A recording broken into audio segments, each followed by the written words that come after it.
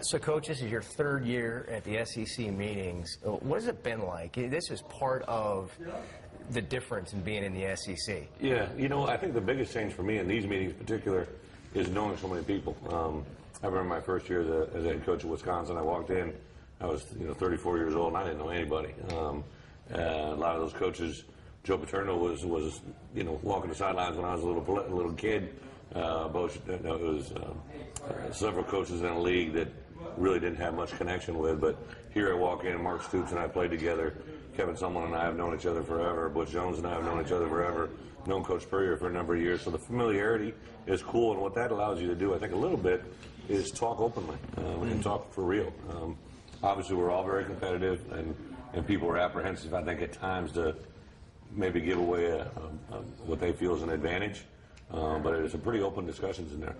Is that difficult with the guys you compete with, trying to be colleagues, trying to work for the best of the conference? But the problem is the best in this conference is the one that's going to be playing for the marbles. There's probably a catch-all there, Bo. I think the biggest thing, I think in today's world, where we're at right now, maybe even a little bit different than 3 years ago, is that the SEC is under attack, and I think the part that we want to do is we want to keep that brand so strong that when you walk into a school and you flash that SEC label, it means something. And to an 18-year-old kid, as well as the high school coach, and especially to the parents. So I think there's some things that we got to do to make sure we're protecting our league. Yeah, that's a really interesting point, because the SEC is under attack, and you're hearing the narrative is changing a little bit about how this league's not as good as people said it was. The other leagues are just as good. They have just as many players. You've been in another league, yeah, and you've played in a lot of non-conference games, and you got a lot of friends in college football. Yeah. How do you see it? Well, I really do believe that on any given Saturday anybody can knock anybody off. I get that, but the difference that this league has that is unlike anybody else is the level of competition from A to Z is just. We have crossovers this year with Missouri and Tennessee. Missouri's been to 2 back-to-back SEC title games, and Tennessee is supposed to be as strong as they've been in years. So it's kind of like us now at Arkansas. Even though we were 7-6, I don't think a lot of people want to play us. And you begin to cannibalize your league. And when the SEC was really rolling, it was kind of an elite 2 or 3 that were kind of rotating who had a senior dominant class, who was good, and now you see everybody from top to bottom. It's the same reason there's not a poor coaching link. There's not a school that you can take a week off. Whereas my other place, there was times where you had to show up every week, but if you took care of your business and handled yourself, you were going to be in a competitive ball game about every other week. Was that a little bit of a shock to the system to play in this league? Last year you had 8 top 20 opponents. 6 of them were in the top 10 at the time that you played. This year it's likely to happen, a similar situation, and you're going back-to-back on the road twice. Right. Twice. Nobody else in the league has to do that. How do you prepare for that? Well, you first embrace it. I understand what you're saying, and I understand totally where you're coming from. The big challenge for us this year, I think, last year we learned how to win in the SEC, at the end of the year, playing the way we did against Ole Miss and LSU, but those were at home. For us to get to Atlanta, we need to win on the road, and I have some team-building concepts that we'll build with our players this summer in Hauganese, something I've never really stressed and addressed as much as we have, but you deal the card that you dealt. I can't sit around and complain about it, because then your players will take that same response. So it's just something that I just got to roll into and understand why it happens. One of the things I've noticed about you as a coach is the attention to detail that's really psychological, with getting the most out of each guy, getting the most out of your staff. What do you think one of the keys to being a head coach is? Is it X's and O's? Is it motivation? I mean, what do you think's different? What's your edge as a head coach? Well, you just nailed it. I was going to say it. You have to keep the edge to your team that really probably only you know. The part I realized when I became a head coach is, as an assistant positional coach, you worry about your position, you recruit for the team, but you really, at practice, you're focused in on just your guys. When you become a coordinator, you really become engrossed with what you're playing and your scheme and your technology and your defensive personnel. And that offensive personnel, yes, it's important, but when they roll an ankle, you're not like, whereas when you're the head coach, it's both offensive and defensive personalities. It's the personnel as far as who's who's injured, who's not injured, how are we practicing, are we wearing them down? You as a head coach, you're the only guy that's oblivious to all of that, and I think that part is real. And then when you have success, okay, so now we're a 7-6 team that's getting a lot of hype, which is great. I love it. But our players are very, very eager because they've been beaten on for so long to accept the accolades and the pats on the back. Well, there's not one touchdown or one tackle from 14 that carries into 15. And I got to make sure that edge stays with our team. Do you think the hype's warranted? I think we're a good football team. I do know that. The part that you don't know is how these new guys, like I'm less concerned about Brooks Ellis moving from middle to Will, because I think he's a very good player. He's very productive. He's going to be very, very well coached.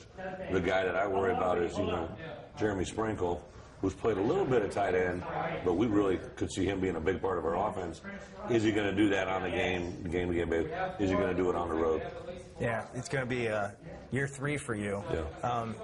Do you feel like that you guys are in the position that maybe when you took the job, you thought you'd be by this time? I think we've made improvements. I mean, I went back. I showed our team one Saturday. I took a number of plays from Skelly and 7-on-7 and middle drill and showed them what they were like 3 years ago compared to what they are now. It's night and day, but we're not quite where we want to be yet. Well, when you came in the league, people said stuff like, hey, there's no way that Bret Bielema is going to come in the SEC and do what Alabama does better than they do, or LSU better than they do. I know Alabama's changed a little bit offensively, but you know what I'm talking about. Physical up front, smash-mouth football. Do you think those people are wrong? Well, I thought they were wrong then, and I think they're wrong now. I mean, I think we've made certain strides. I know I saw certain things about you got to outdo someone at what they do best, and I don't really worry about that. I never worried about what those people were saying when it was happening, and I really don't care what they say now. What I worry about is what Arkansas is doing, and I know we are doing what we do better now than we've ever done since I've been here.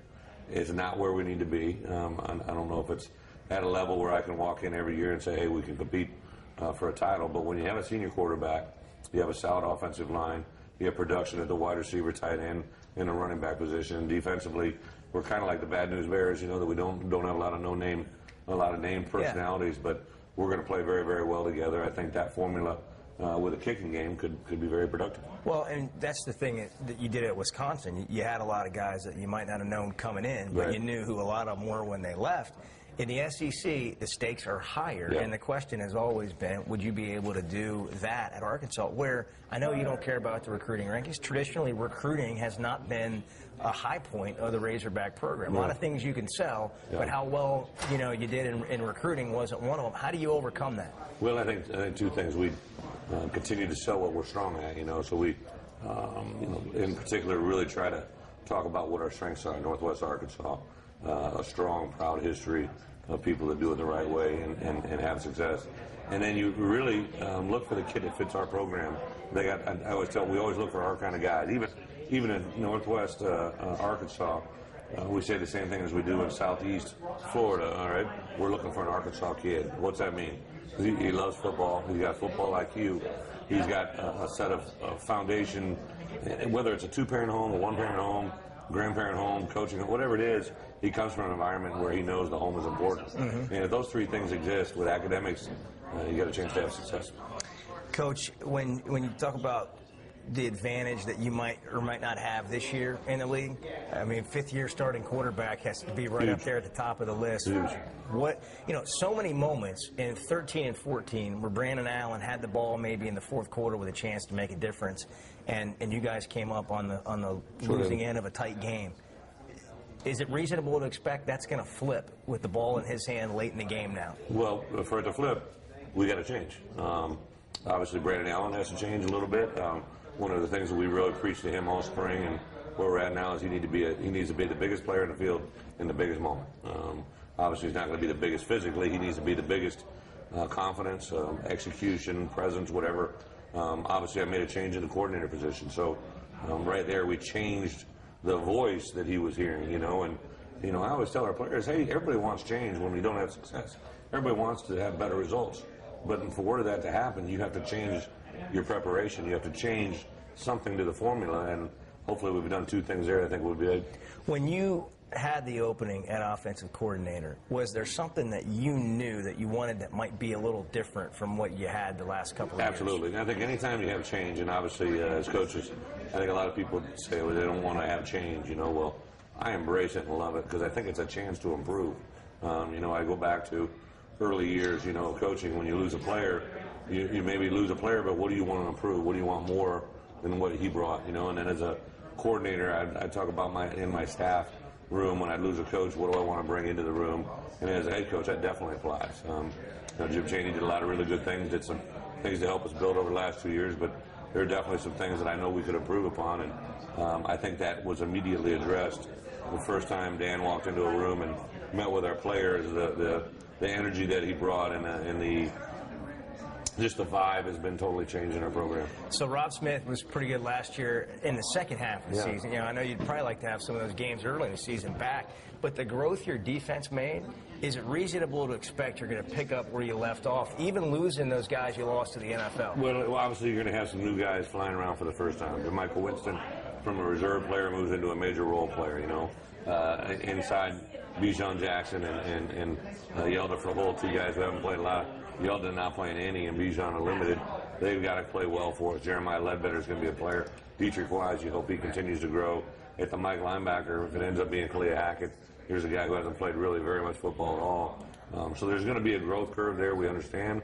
I kind of like the idea that we're starting off with some 3 non-conference opponents that maybe give us a chance to work that depth a little bit and see exactly where we're at. All right, a couple of issues dealing with at the SEC meetings. One of them is the full cost of attendance. Are you concerned about the number that's thrown out there not being the same across the board? I do have a concern for that. I think, you know, we're one of the higher ones, thankfully, but I think, you know, everybody knows recruiting is keeping up with the Joneses, and it could be a factor. And for me, to have a factor be something that is out of our control, those are things I don't agree with. So I think that's an overriding thing that we're going to definitely press and ask the question. What about satellite camps? It's like almost boring now, but you know, coaches who are outside of the SEC seem like they can get an advantage. Is that something that the SEC should change? Well, I know this. I think that, you know, if you have your head buried in the sand and you're not adapting to change, you know, that's something to talk about. And I was amazed when I first got here, the rules and restrictions the SEC had, but I totally get it. And I would be in full support of playing by the same rules that we have nationally. That's first and foremost. But the other side of it is I want players, you know, and if I can gain an advantage by having a satellite camp out of state, I want to have it. I think there's some interesting ideas floating around.